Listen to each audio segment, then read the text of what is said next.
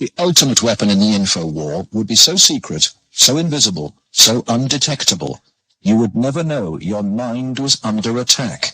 At Laurentian University in Ontario, Canada, a young student is about to undergo one of the strangest experiences of her life. They're hooking Denise's brain up to an electroencephalograph, or EEG machine, for 30 to 40 minutes.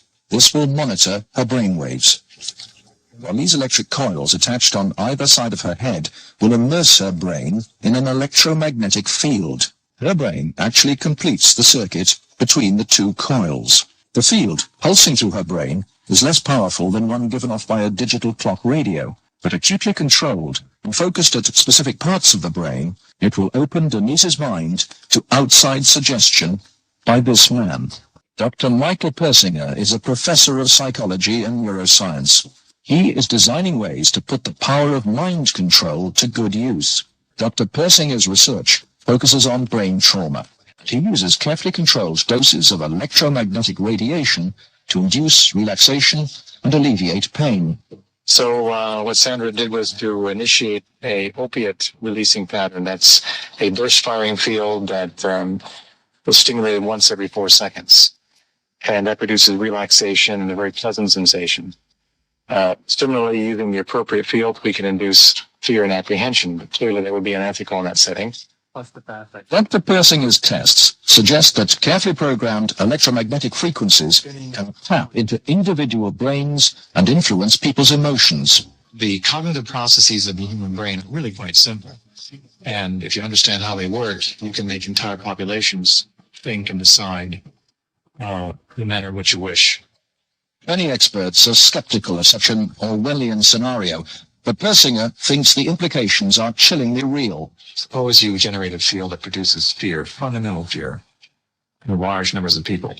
And then, over the television, more traditional way, you say, the reason we're having this fear is because of this particular group. And now you start to move the population believing in a direction that you wish. To influence 250 million people, the equivalent of the entire population of the United States, may not be that difficult. According to Dr. Persinger, we already have the technology, satellites and television, and radio transmitters. Mind control may already be happening. We know the mysterious PSYOPs plane can beam persuasive sounds and pictures into people's television sets. Will it someday beam disturbing frequencies directly into the mind? Mind control will be the ultimate non-lethal weapon. The research is led by Dr. Michael Persinger. Basically, at any given time, all experience is due to those portions of the brain that are most metabolically active.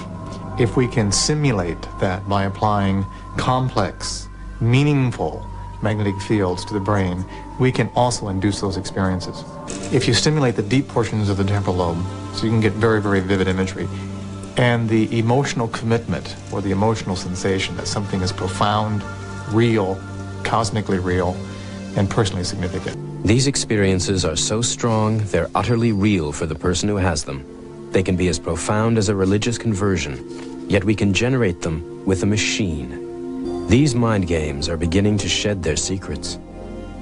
The scientist becomes the shaman. But where are the limits? What else can people be made to believe?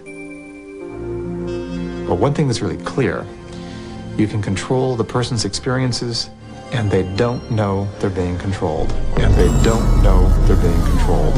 And they don't know they're being controlled.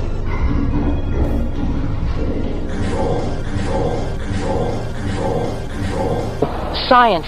You don't know science. I know science.